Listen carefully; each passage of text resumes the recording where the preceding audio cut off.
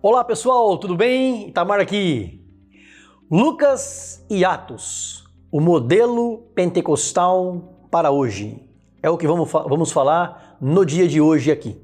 Tanto o Evangelho de Lucas como o livro de Atos dos Apóstolos são o modelo de Cristo para a igreja dos dias atuais.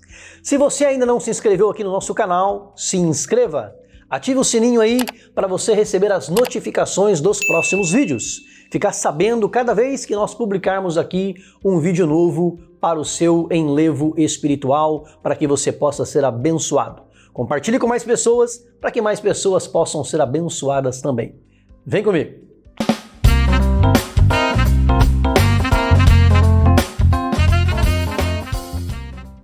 No evangelho que escreveu sobre Jesus Cristo, o evangelista Lucas documentou a vinda do Salvador, a preparação de Jesus para o seu ministério, o ministério de Cristo na Galileia, a viagem final de Jesus até Jerusalém, a semana da paixão de Cristo, bem como a sua ressurreição e ascensão ao céu.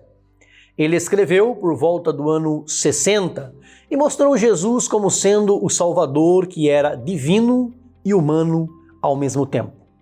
Lucas era um gentil, ou seja, não era judeu, e havia se convertido ao cristianismo. Ele escreveu para Teófilo, cujo nome significa aquele que ama a Deus, com o objetivo de relatar para a igreja primitiva gentia como havia sido o início do cristianismo, já que fazia aproximadamente 30 anos que Cristo havia subido para o céu. Mateus já havia escrito para os judeus e Marcos para a igreja de Roma. Então, Lucas escreve para os não-judeus que falavam grego. O médico Lucas andou muito com o apóstolo Paulo e foi seu fiel cooperador. Ele é o único evangelista que nos dá um vislumbre da adolescência de Jesus, relatando-o no meio dos doutores em Jerusalém. Muitas das nossas histórias e parábolas prediletas sobre Jesus foram contadas única e exclusivamente por Lucas. Foi Lucas quem disse no capítulo 9, versículo 51, "E aconteceu que, completando-se os dias para a sua assunção", ou seja, para ele voltar a assumir o seu lugar de Rei da Glória, de se elevar novamente à sua posição de dignidade, manifestou o firme propósito de ir a Jerusalém. Mesmo sabendo que lá ele seria crucificado, ele estava firme em seu propósito, pois para isso ele veio. Para quê? O próprio Lucas responde no capítulo 19, versículo 10, a chave desse versículo. O Filho do Homem veio buscar e salvar o que se havia perdido. Lucas relata desde o anúncio do nascimento de Jesus até sua ascensão ao céu. E ele mostra o quanto ele se importava com as mulheres, com as crianças, com os pobres e com os marginalizados pela sociedade. Apresenta Jesus como Filho do Homem, mas um filho em constante oração ao Pai e cheio do Espírito Santo. Quando Jesus é batizado por João Batista, vemos a Trindade presente, o Pai, o Filho e o Espírito Santo, para selar o início do seu ministério terreno. Jesus está orando, o céu se abre, o Espírito desce em forma de pomba sobre ele e ouve-se a voz do Pai dizendo: "Este é o meu Filho amado, em quem me comprazo."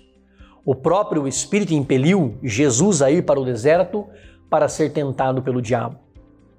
Ele precisava passar pelas mesmas provações e tentações que nós passaríamos, mas venceu a tentação por estar cheio do Espírito Santo. E o diabo ausentou-se dele por algum tempo. Por algum tempo, diz a Bíblia, porque ele não cessa de nos tentar. Ele venceu a tentação, Jesus, por estar cheio do Espírito Santo. E foi cheio do Espírito Santo que ele foi capacitado a cumprir o seu ministério na terra. Pouco depois de escrever o Evangelho, que leva o seu nome, Lucas escreveu os Atos dos Apóstolos, ou os Atos do Espírito Santo, através dos apóstolos. Porque, de fato, os apóstolos só fizeram o que fizeram porque Jesus, ao subir ao céu, enviou o Consolador, o Espírito Santo. Nada menos que 50 vezes o Espírito Santo é mencionado em Atos. Lucas escreveu Atos dos Apóstolos para mostrar a propagação triunfal do Evangelho pela forma de agir e poder do Espírito Santo na igreja primitiva. Em Lucas, o Espírito Santo age em torno de Jesus, preparando a sua vinda e depois através dele, em seu ministério. Em Atos, o Espírito age através da igreja.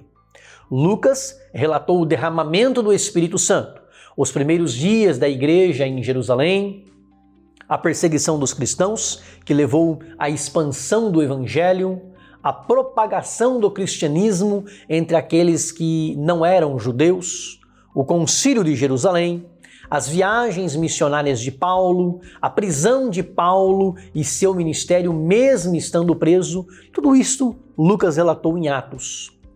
Lucas escreveu o Evangelho relatando os atos que Jesus fez e depois atos sobre os atos que o Espírito Santo fez nos 30 primeiros anos da história da igreja. Lucas foi tão preciso e ao mesmo tempo abrangente em Atos dos Apóstolos que ele menciona 32 países, 54 cidades, 9 ilhas do Mediterrâneo, 95 pessoas diferentes. Cita membros e funcionários do governo mencionando seus cargos. É Atos o elo entre os evangelhos e as cartas paulinas, mencionando como o evangelho saiu de Jerusalém e chegou a Roma. O texto-chave de Atos dos Apóstolos é o capítulo 1 e versículo 8. Mas recebereis a dunamis, ou dinamis, de onde vem a palavra dinamite. Recebereis a dinamis, força, poder, virtude do Espírito Santo que há de vir sobre vós. E ser-me-eis testemunhas, tanto em Jerusalém, como em toda a Judéia e Samaria e até os confins da terra. Até o capítulo 12 de Atos, a igreja está centrada em Jerusalém e seu principal instrumento é Pedro. A partir do capítulo 13, o centro passa a ser Antioquia da Síria e o instrumento principal usado por Deus para pregar aos não-judeus foi o apóstolo Paulo, o apóstolo dos gentios. Quer entender de onde vem o poder da igreja que já tem mais de 2000 anos, bem como a missão da igreja e seus princípios? Leia Atos. Lucas mostra que na igreja primitiva havia oração, sinais, maravilhas e milagres. Havia também perseguição, mas tanto judeus quanto não judeus foram alcançados pelo Evangelho, poder de Deus para a salvação de todo aquele que crê. Atos menciona a importância das mulheres na igreja e mostra que nenhuma barreira, seja nacional, religiosa, cultural ou racial, pode deter o cristianismo, nem mesmo a oposição ou a perseguição dos imperadores de Roma. Mesmo mais tarde, por volta do ano 360, o último imperador pagão de Roma, Juliano o Apóstata, diria: "Venceste Galileu". Atos continua sendo o padrão para a igreja dos nossos dias e nada na Bíblia nos indica algo diferente disso. Lucas frisa pelo menos 3 vezes em Atos dos Apóstolos sobre o batismo com o Espírito Santo, acompanhado com línguas estranhas. Esse batismo com o Espírito Santo tem o objetivo de revestir o cristão com o poder e capacitá-lo para pregar o Evangelho. Assim como no dia de Pentecostes foram vistas línguas repartidas como que de fogo, as quais pousaram sobre todos os 120 que estavam reunidos, e todos foram cheios do Espírito Santo, e começaram a falar em outras línguas, conforme o Espírito Santo lhes concedia que falassem.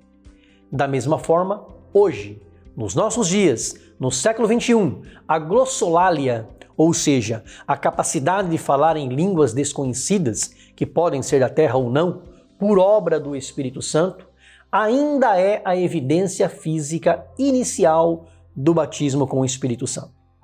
E por que esta é a evidência? Porque os demais sinais sobrenaturais, como o som, como de um vento veemente e impetuoso, e as línguas repartidas como que de fogo, nunca mais se repetiram. Mas as línguas estranhas, sim, não somente se repetiram na igreja primitiva, como foram ensinadas posteriormente pelo apóstolo Paulo. Então, todo aquele que aceita a Jesus Cristo como seu único e suficiente Salvador recebe o Espírito Santo para morar dentro dele.